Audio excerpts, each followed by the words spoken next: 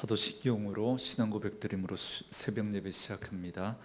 전능하사 천지를 만드신 하나님 아버지를 내가 믿사오며 그 외아들 우리 주 예수 그리스도를 믿사오니 이는 성령으로 잉태하사 동정녀 마리아에게 나시고 본디오 빌라도에게 고난을 받으사 십자가에 못 박혀 죽으시고 장사한 지 사흘 만에 죽은 자 가운데서 다시 살아나시며 하늘에 오르사 전능하신 하나님 우편에 앉아 계시다가 저리로서 산자와 죽은 자를 심판하러 오시리라.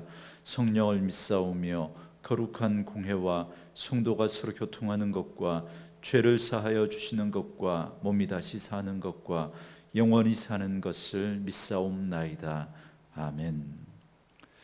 이 아침에 우리에게 주시는 하나님의 말씀은 역대하 16장 1절로 14절 말씀까지입니다. 역대하 16장 1절에서 마지막 14절 말씀까지. 우리 말씀 찾으셨으면 한 목소리로 같이 읽습니다. 아사 왕 제36년에 이스라엘 왕 바아사가 유다를 치러 올라와서 라마를 건축하여 사람을 유다 왕 아사에게 왕래하지 못하게 하려 한지라. 아사가 여호와의 전 곳간과 왕궁 곳간에 은금을 내어다가 다메섹에 사는 아람 왕 베나닷에게 보내며 이르되 내 아버지와 당신의 아버지 사이에와 같이 나와 당신 사이에 약조하자. 내가 당신에게 은금을 보내노니 와서 이스라엘 왕 바아사와 세운 약조를 깨뜨려 그가 나를 떠나게 하라 하매 베나닷이 아사 왕의 말을 듣고 그의 군대 지휘관들을 보내어 이스라엘 성읍들을 치되 이온과 단과 아벨마임과 납달리의 모든 국고성들을 쳤더니 바아사가 듣고 라마 건축하는 일을 포기하고 그 공사를 그친지라. 아사 왕이 온 유다 무리를 거느리고 바아사가 라마를 건축하던 돌과 제목을 운반하여다가 게바와 미스바를 건축하였더라. 그때 선견자 하나니가 유다 왕 아사에게 나와서 그에게 이르되 왕이 아람 왕을 의지하고 왕의 하나님 여호와를 의지하지 아니하였으므로 아람 왕의 군대가 왕의 손에서 벗어났나이다. 구스 사람과 룹 사람의 군대가 크지 아니하며 말과 병거가 심히 많지 아니하더이까.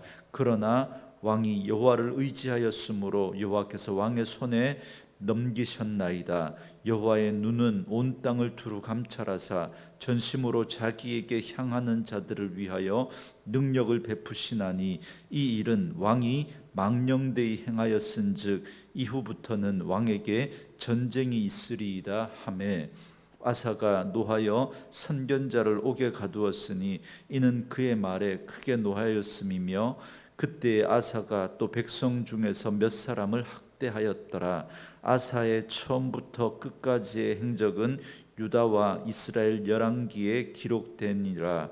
아사가 왕이 된 지 39년에 그의 발이 병들어 매우 위독했으나 병이 있을 때 그가 여호와께 구하지 아니하고 의원들에게 구하였더라. 아사가 왕위에 있은 지 41년 후에 죽어 그의 조상들과 함께 누움에 다윗성에 자기를 위하여 파두었던 묘실에 무리가 장사하되 그의 시체를 법대로 만든 각양 향 재료를 가득 채운 상에 두고 또 그것을 위하여 많이 분향하였더라. 아멘. 오늘은 함께 읽으신 역대하 16장 1절에서 14절 말씀을 중심으로 잃어버린 처음 마음이라는 제목의 말씀으로 잠시 은혜를 나누겠습니다. 지금까지 우리가 살펴봤던 아사 왕은 하나님을 간절히 찾고 의지하는 선하고 의로운 왕이었습니다. 그런데 말년에 아사 왕은 잘못된 길로 나아갑니다. 오늘 본문은 바로 그 사실을 우리에게 말씀해 주고 있습니다. 먼저 1절부터 6절까지의 말씀은 아사 왕이 아람과 동맹을 맺는 내용입니다. 1절 말씀해 보시면 아사 왕 36년에 이스라엘 왕 바아사가 유다를 치러 올라와서 라마를 건축하여 사람을 유다 왕 아사에게 왕래하지 못하게 하려 한지라 그럽니다. 아사 왕이 아람 왕과 동맹을 맺게 된 원인을 말씀해 주고 있습니다. 북이스라엘 왕 바아사 왕이 남유다를 침략해서 라마를 점령한 겁니다. 여러분, 여기 이 라마라고 하는 곳은 선지자 사무엘의 고향이기도 하고 선지 학교가 세워졌던 곳으로 우리에게 잘 알려져 있습니다. 그리고 이곳은 아사 왕의 아버지 아비야가 여로보암과의 전쟁에서 승리하고 빼앗은 성읍입니다. 그런데 우리가 어제 살펴봤던 것처럼 하나님께서 아사 왕과 함께 하시는 걸 보고 북이스라엘 사람들이 북이스라엘을 탈출해서 남유다로 넘어오지 않았습니까? 그렇기 때문에 바아사는 북이스라엘 백성들이 남유다로 넘어가는 걸 막고 나아가서 남유다를 공격하는 전초 기지로 삼으려고 이 라마를 점령했던 겁니다. 그래서 아사 왕은 이러한 북이스라엘의 위협에 대한 대책을 세우게 됩니다. 그런데 그의 행동이 지금까지 그가 보여줬던 모습과는 너무나도 다릅니다. 아사 왕은 애굽의 100만 대군이 쳐들어왔을 때도 하나님을 의지하고 간절히 기도했고, 그래서 하나님은 애굽의 그 군대를 물리쳐 주셨습니다. 그런데 그런 아사 왕이 이번에는 전혀 다른 행동을 합니다. 2절 말씀에 보니까 그는 북방에 있는 아람을 의지합니다. 그래서 아사 왕은 아람 왕 베나닷에게 하나님께 드렸던 그 은금을 내어다가 전부 베나닷에게 보냅니다. 그가 이렇게 한 이유가 뭐냐면 3절 말씀에 이렇게 말합니다. 내 아버지와 당신의 아버지 사이에와 같이 나와 당신 사이에 약조하자. 내가 당신에게 은금을 보내노니 와서 이스라엘 왕 바아사와 세운 약조를 깨뜨려 그가 나를 떠나게 하라 하매 그럽니다. 그러니까 남유다는 아비야 왕 때 아람과 상호 동맹을 맺었었는데 이때 북이스라엘도 아람과 동맹을 맺었습니다. 그래서 아사 왕은 우리 남유다와 아람과의 동맹을 굳건하게 하고 우리 남유다를 쳐들어온 저 북이스라엘과는 조약을 깨뜨려 달라고 그럽니다. 그래서 라마를 점령한 북이스라엘 군대를 물러나게 해달라고 그렇게 부탁을 한 겁니다. 아람 왕 베나닷은 이 제안을 좋게 여깁니다. 왜냐하면 그는 호시탐탐 이스라엘 땅을 노리고 있었기 때문에 그렇습니다. 그래서 4절에 보시면 아람 왕 베나닷은 군대를 보내 북이스라엘 성읍들을 쳤습니다. 그러니까 북이스라엘 바아사 왕은 자기 땅에 쳐들어온 그 아람 군대를 막기 위해서 라마를 포기하고 북이스라엘의 수도 디르사를 방어하기 위해서 돌아갈 수밖에 없었던 겁니다. 그러자 남유다의 아사 왕은 라마를 재탈환하고 바아사 왕이 라마를 요새화하기 위해서 갖다 놓았던 그 재료들을 가지고 북이스라엘과의 경계에 있었던 게바와 미스바를 요새화합니다. 여러분, 이건 인간적으로 보면 여러분 아사 왕의 탁월한 외교 전략이라고 할 수 있지 않겠습니까? 그래서 뛰어난 정치력을 발휘해서 그래서 그 라마를 되찾은, 여러분 어떻게 보면 이건 너무나 인간적으로 잘한 일이고 박수 받아야 마땅한 일이죠. 여러분 요즘처럼 국익을 최우선으로 하는 그런 요즘 같으면 너무나 잘한 일이라고 사람들로부터 칭찬받았을 만한 일입니다. 그러나 이 일은 하나님 앞에서 잘못한 일입니다. 이 하나님은 선견자 하나니를 보내서 아사 왕을 책망합니다. 여러분 7절 말씀에 그때 선견자 하나니가 유다 왕 아사에게 나와 그에게 이르되 왕이 아람 왕을 의지하고 왕의 하나님 여호와를 의지하지 아니하였으므로 아람 왕의 군대가 왕의 손에서 벗어났나이다 그럽니다. 참고로 선지자와 선견자에 대해서 잠깐 설명을 드리면, 선지자나 선견자가 같은 말이기는 하지만 선견자는 예언자라는 말로서 하나님께서 맡기신 그 말씀을 백성들에게 선포하는, 그래서 하나님의 말씀을 대언하는 그런 측면이 강한 그런 표현인 반면에, 선견자는 볼견자를 써서 하나님의 이상을 보는 면이 그러한 면을 강조한 그런 표현입니다.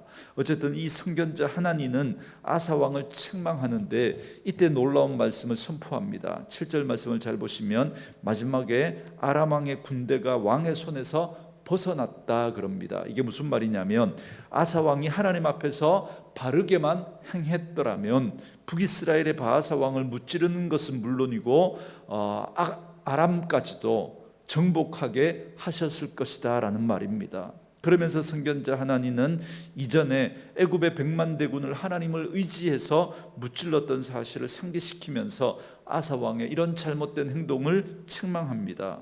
아사 왕이 하나님을 의지하지 않고 인간적인 방법을 썼기 때문에 이제 아람은 하나님의 손에서 벗어났다는 겁니다. 왕의 손에서 벗어났다는 거예요.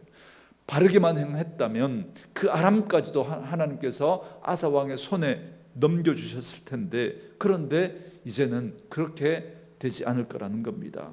그래서 이후에는 전쟁이 계속 있을 것이라고 경고합니다.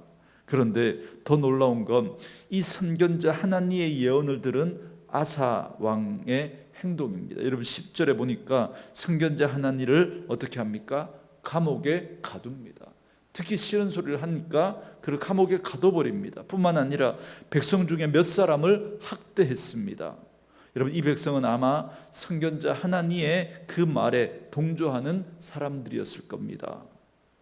이처럼 아사 왕의 돌변한 태도는 우리에게 큰 당혹감을 줍니다. 정말 아사 왕이 이렇게 했단 말인가?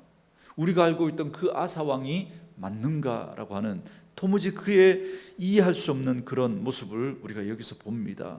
하나님을 온전히 의지해서 35년간 하나님의 은혜 아래 평안을 누린 그 아사 왕이 어떻게 이럴 수 있는가라고 하는 의문이 생깁니다. 그러나 여러분 이게 우리 인간입니다. 이게 우리 인간의 연약함이고 우리의 한계인 거죠. 그걸 아사 왕이 너무나 우리에게 잘 보여주고 있습니다. 그래서 우리는 하나님 놓치면 안 되는 거예요. 하나님 놓치면.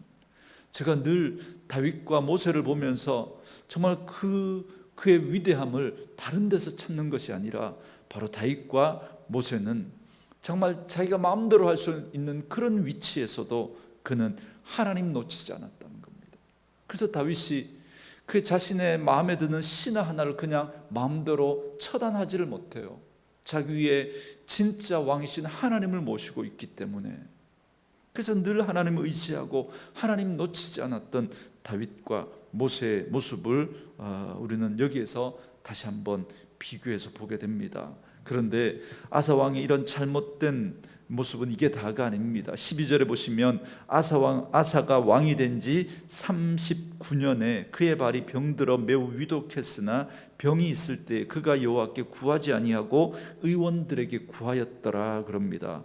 이 말씀은 아사 왕의 죽음을 알려주는 말씀인데요, 그는 왕이 된 지 39년째 병이 들어서 위독하게 됩니다. 그런데 본문에 보면 그는 병이 들어 매우 위독하게 되었지만 하나님께 도움을 구하지 않고 누구에게 도움을 구했다 그럽니까? 의원들에게 도움을 구했답니다. 물론 병이 나면 여러분 병원을 찾고 의사를 찾는 건 여러분 이건 당연한 일입니다. 마땅히 그렇게 해야 합니다. 하지만 그 모든 과정 속에 하나님을 의지하고 하나님의 도움을 구하는 것이 우선되어야 합니다. 그런 마음의 태도를 가지고 그런 모습으로 우리가 그렇게 병원에 가더라도 그렇게 하나님 앞에 기도하고 하나님의 도우심을 구하고 병원에 가서 처방을 받고 약을 먹을 때도 기도하면서 약을 먹는 거죠. 이 약을 먹고 하나님 은혜 가운데 회복될 수 있도록 하나님의 도우심을 구하는 그런 마음, 태도와 자세가 있어야 합니다. 그런데 아사 왕은 그렇게 하지 않았다는 겁니다. 하나님께 구하지 않고 오직 의원들만 의지했다는 겁니다. 그만큼 아사의 이 마음이 하나님으로부터 멀어져 있었던 겁니다. 오늘 본문은 우리에게 그걸 알려주고 있습니다. 결국 아사 왕은 왕이 된 지 41년째 되는 해에 죽음을 맞이합니다. 2년 동안 그렇게 병을 앓으면서도 하나님 찾지 않았다는 거예요. 여러분, 오늘 말씀은 참으로 씁쓸한 결론으로 끝이 납니다. 남유다의 선한 왕으로 하나님을 찾고 의지하며 하나님 앞에서 선과 정의를 행했던 아사 왕이 말년에 바르게 행하지 못했습니다. 여러분, 솔로몬도 그랬고 르호보암도 그랬고 그의 아비 아비야도 그랬습니다. 그런데 선한 왕이라고 평가를 받았던 이 아사 왕도 마찬가지입니다. 우리는 이런 아사 왕의 모습을 보면서 하나님 앞에 부름받은 그날까지 끝까지 믿음을 지키며 사는 것이 참으로 복된 삶이다라는 사실을 다시 한번 깨닫게 됩니다. 여러분, 처음도 좋으면 좋겠지만 그러나 끝이 더 중요합니다. 끝이 차라리 처음에는 좀 부족하더라도 마지막만큼은 우리가 하나님 앞에서 아름다운 인생이어야 하지 않겠습니까? 우리는 지난 9월 달에 창세기 후반부에 나오는 야곱의 생애를 통해서 그걸 보지 않았습니까? 야곱은 너무나도 태어날 때부터 인간적인 모습을 보였던 사람이었습니다. 어떻게든 무슨 방법을 써서라도 자기가 원하는 것은 얻어내려고 했던, 그래서 형도 속이고 아버지도 속이고 참으로 연약하고 비열한 모습을 보여줬던 그 사람이 바로 야곱이었습니다. 그래서 참으로 험악한 인생을 그는 130세가 되는 동안 그는 그런 삶을 살았습니다. 그러나 말년에 야곱의 모습은 완전히 새 사람으로 변화된 그런 모습을 보여줍니다. 그래서 그의 마지막 17년의 삶은 너무나도 아름답습니다. 그래서 자녀들을 하나님의 마음으로 하나하나 축복하고 애굽의 편안하고 안락한 곳에 살고 있지만, 그러나 가나안에 대한 소망을 놓치지 않고 마지막 그 가나안에 대한 소망을 놓치지 말라고 자녀들에게 당부하고 떠나는 그의 마지막 모습이 저는 너무나 아름답고 그의 모습이 너무나 부러운 것입니다. 저는 말씀으로 이 하루를 시작하는 저와 여러분의 삶과 믿음도 그랬으면 좋겠습니다. 무슨 일이 있어도 하나님 놓치지 않고 끝까지 믿음으로 살아서 우리가 살아간 그 인생의 궤적이 우리의 자녀들과 우리의 믿음의 후배들에게 본이 되고 기감이 될 수 있는, 그래서 마지막 뒷모습이 더 아름다운 삶을 살았으면 좋겠습니다. 그런데 오늘 아사 왕은 왜 이렇게 말년에 잘못된 길로 나아가게 되었을까? 아마 그는 35년간의 그 태평성대로 인해서 그의 마음이 해이해졌던 겁니다. 오랜 평화가 그의 마음을 하나님으로부터 멀어지게 한 겁니다. 힘이 생기고 노하우가 생기고 방법과 여러 가지 대책과 대안들이 생기고 물질도 많아지고 사람도 많아지니까 이제 기도하지 않아도 굴러가거든요. 하나님 없이도 될 것 같거든요. 그러면서 점점 기도하는 시간이 줄어들고 기도하는 자리에서 멀어지기 시작하면서 하나님과 점점 더 멀어지게 됐던 겁니다. 그렇기 때문에 우리는 평안할 때, 형통할 때, 잘 될 때, 그때가 우리는 하나님을 더 의지하고 하나님 찾아야 합니다. 내게 평안이 있지만, 내게 물질이 있고, 내게 건강이 있고, 내게 힘이 있지만 나는 그러나 그것으로 사는 자가 아니라 난 하나님 없으면 안 됩니다. 나는 하나님의 은혜 아니면 안 됩니다라고 하는 그런 태도와 자세를 잃어버리면 안 되는 거죠. 그래서 우리는 무슨 일이 있어도 하나님의 은혜를 잊어버리면 안 됩니다. 내 힘과 내 능력과 내 의로움으로 이루었다라고 착각하면 절대로 안 돼. 그 순간 넘어지는 겁니다. 우리는 오늘 9절에서 선견자 하나니가 선포한 말씀, 여호와의 눈은 온 땅을 두루 감찰하사 전심으로 자기를 향하는 자에게 능력을 베푸신다라고 하는 이 말씀을 놓치면 안 됩니다. 꼭 명심해야 됩니다. 그러므로 모든 일에 전심으로 하나님을 찾으시고 일평생 그 하나님만 의지하며 살아가는 분들 될 수 있기를 바랍니다. 그러기 위해서 하나님이 우리의 삶의 이유와 목적이 되어야 합니다. 저는 오늘 이 말씀을 묵상하면서 제 모습을 돌아보게 하시고 그리고 우리 한국교회 모습을 돌아보게 됐습니다. 처음에 하나님의 은혜를 깨닫고 그 하나님을 향해서 가졌던 그 마음, 그 첫 마음을 우리가 잃어버린 게 아닌가. 그때보다 더 많은 하나님에 대한 지식을 가지게 되었고 경험도 가지게 되었고 물질과 능력도 가지게 되었는데 그때에 비하면 훨씬 더 실수도 적게 하고 있는 것 같은데, 그런데 그때 하나님 앞에서 가졌던 그 순수했던 그 처음 마음, 처음 사랑을 찾아보기가 힘든 오늘 우리들의 모습은 아닌가라고 하는 겁니다. 그때는 실수도 많았고 허물도 많았지만 그러나 그 하나님을 향한 그 마음만큼은 정말 순수하고 뜨거웠는데, 그런데 어느샌가 그 마음이 잃어버린 겁니다. 그때 우리의 마음을 채웠던 하나님을 향한 예배의 열망이 어느샌가 세상을 향한 갈망으로 변해버리고, 그렇게 사모하던 하나님의 이름의 자리에 세상의 욕심들이 들어와 있는 것은 아닙니까? 그래서 여러분, 우리가 익숙해지는 것에 주의하셔야 됩니다. 제게 적용하면 처음 이 설교 단상에 올라올 때 그때 가졌던 그 마음, 두렵고 떨림으로 그렇게 말씀을 준비하고 기도하면서 그렇게 두렵고 떨리는 마음으로 이 자리에 섰는데, 그런데 어느샌가 그런 마음 잃어버리고 이제는 너무나도 익숙해지고 무감각한 무덤덤한 그런 마음으로 이 자리에 서고 있지는 않은지 다시 돌아보아야 합니다.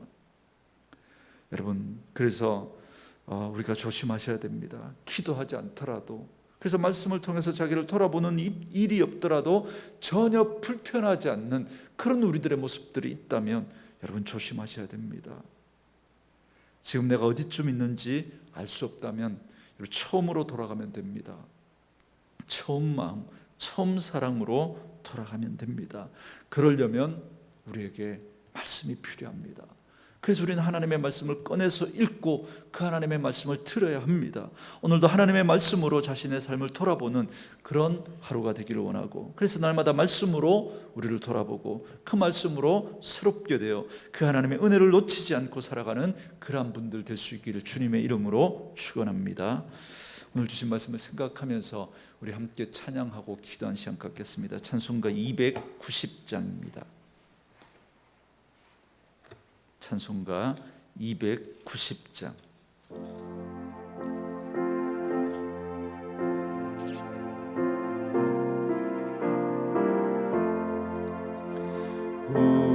우리는 주님을 늘 배반하나 내 주 예수 여전히 날 부르사 그 참되신 사랑을 베푸시나니 내 형제여 주님을 곧 따르라.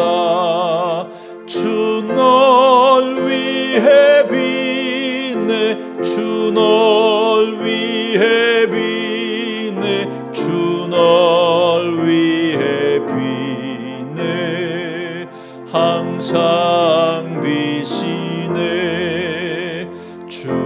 주께서 풍성한 은혜를 내려 내 영혼이 나날이 복받으니 주 예수를 너희도 구주로 섬겨 곧 따르면 부성한 복 받겠네. 주 널 위해 비네 주 널 위해 비네 주 널 위해 비네 항상 비시네. 무거운 짐 지고 애타는 인생 주 예수께 돌아와 곧 쉬어라.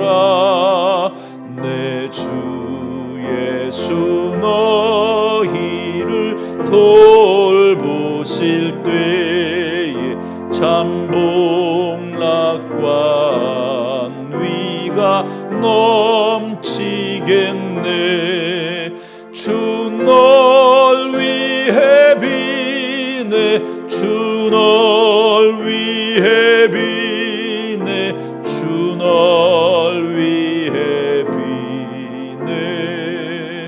항상 비시네. 아멘. 오늘 주신 말씀을 생각하면서 우리 같이 한번 기도했으면 좋겠습니다. 하나님을 간절히 찾고 의지했던 선하고 의로운 왕으로 인정을 받았던 아사 왕이 그의 인생 말년에 너무나 하나님으로부터 멀어져 있는 씁쓸한 그의 뒷모습을 보게 됩니다. 이런 아사의 모습을 통해서 하나님을 의지하지 않고 살아가는 우리의 모습은 없는지 혹시 돌아보고 처음보다 끝이 더 아름다운 인생이 될 수 있도록 늘 하나님의 말씀으로 우리의 모습을 점검하고 익숙해지는 것에 주의하고 처음 마음과 처음 사랑을 회복하며 살아가는 그런 인생 되게 해달라고 그래서 우리 주님 앞에 기도하시고 그래서 우리의 뒷모습이 아름다울 수 있도록 우리 함께 기도하시고요. 오늘도 나라와 민족을 위해서 또 코로나 상황을 하나님 앞에 올려 드리면서 기도하시고 또 우리 아픈 분들 위해서 우리 기도할 때 우리 김수지 집사님 천포창 회복을 위해서 계속해서 기도해 주시고 우리 배수진 성도님 지난주에 등록하셨던 우리 세 가족 27일 날 폐암 수술이 있는데 하나님의 은혜 가운데 수술 잘 되게 하시고 그 모든 과정에서 하나님 함께 해달라고 그래서 하나님 앞에 더욱더 온전한 믿음으로 세워지고 그 치료의 과정들을 통해서 하나님의 역사하심을 하나님 분명히 보여달라고 우리 같이 한번 기도하시고 또 우리가 가지고 나온 기도의 제목들 또 우리 자녀들을 위해서 우리 기도하시고 가지고 나온 기도의 제목들 가지고 주님 앞에 기도하며 나아가시겠습니다. 기도합니다. 살아계신 아버지 하나님